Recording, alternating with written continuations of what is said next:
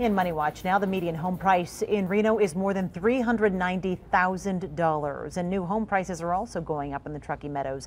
But developers say building is getting more and more challenging because of building costs. Paul Nelson joins us here in the studio with some of the building trends. And Paul, first off, what's driving these costs? Well, it's a combination of labor and building materials, Kristen. Developers say lumber and framing are the biggest expenses for a new home, and that's gone up more than 35% in the last year.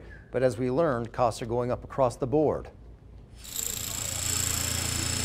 The Point at Somerset is holding its grand opening this Saturday, selling 64 brand new homes in the next 2 years.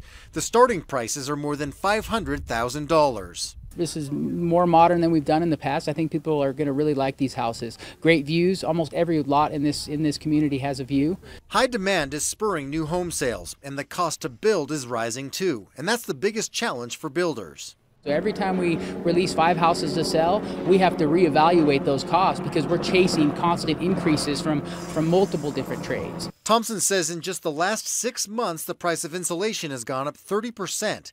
Plumbing, concrete, and labor are higher, and even mirrors and shower doors are 42% more expensive. The National Home Builders Association says an average new home is $9,000 more based on rising lumber costs alone. We're seeing high demands, we're seeing lack of U.S. production, and we're seeing the tariffs in Canada. So I have heard a lot of talk about increasing American lumber production, and that'll bring the cost down. Thompson says not only do workers cost more, but they're getting harder to find. Some of them deserve a little bit higher rates, and there's a lot of guys that are aging out of the workforce. We're seeing a lot of guys retire and not a lot of guys getting back into the construction field. But if you expect costs and home prices to drop, don't hold your breath. I wish I had a crystal ball to say I know exactly when it just needs to stabilize. Cost, labor increases, we need to have it stabilize a little bit before we can see things kind of coming down a little bit.